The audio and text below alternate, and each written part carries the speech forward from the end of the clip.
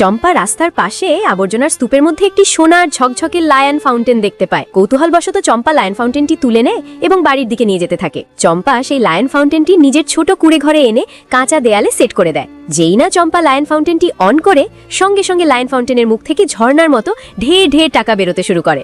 চম্পা অবাক হয়ে যায়। চম্পা ঠেলা ভরে টাকা নিয়ে যেতে থাকে।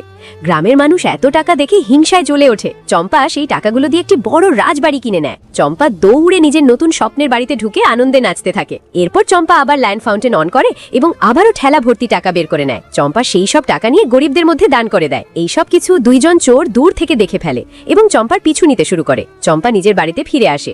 দুই চোর জানালার ফাঁক দিয়ে ভেতরে উকি দিয়ে সব দেখতে থাকে। আবার চম্পা লায়ন ফাউন্টেন অন করে এবং লায়ন ফাউন্টেন থেকে আবারও ঢের ঢের টাকা বেরোতে থাকে। দুই চোর এটা দেখে অবাক হয়ে যায়। রাতে চম্পা ঘুমিয়ে পড়লে দুই চোর চুপি চুপি ভেতরে ঢুকে লায়ন ফাউন্টেন খুলে নিয়ে পালিয়ে যায়। চম্পা হঠাৎ ঘুম ভেঙে দেখে লায়ন ফাউন্টেন নেই।